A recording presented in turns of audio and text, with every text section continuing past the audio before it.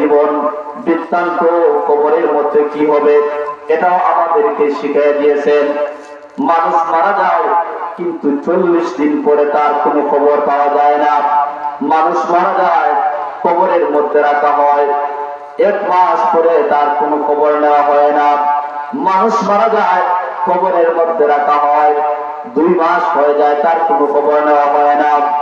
এত মায়া সন্তানের জন্য, এত মায়া বাবার জন্য, এত মায়া তার স্ত্রী পুত্রের জন্য। 1 ঘন্টা বাড়ির মধ্যে না আসলে ছেলে ফোন করে বলে বাবা কোথায় আছো, মেয়ে 1 ঘন্টা ফোন করলে বলে বাবা কোথায় আছো, মা তার সন্তানকে 1 ঘন্টা না দেখলে বলে বাবা তুমি কোথায় আছো।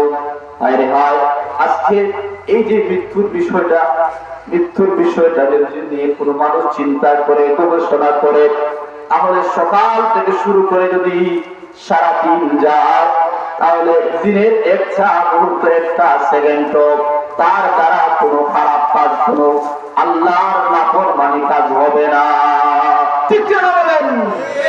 একজন মানুষ দ্বারা খারাপ কাজ হবে না, কারণ একজন মানুষ জানেন মৃত্যু তার নিকটে, একজন মানুষ জানেন মৃত্যু তার একেবারে নিকটে, কিন্তু তারপরেও শয়তান যখন তাকে ওয়াসওয়াসা দেওয়ার কারণে সে দুনিয়ার মায়ায় ডুবের মধ্যে পড়ে সবকিছু ভুলে যায়। ঠিক কিনা বলেন?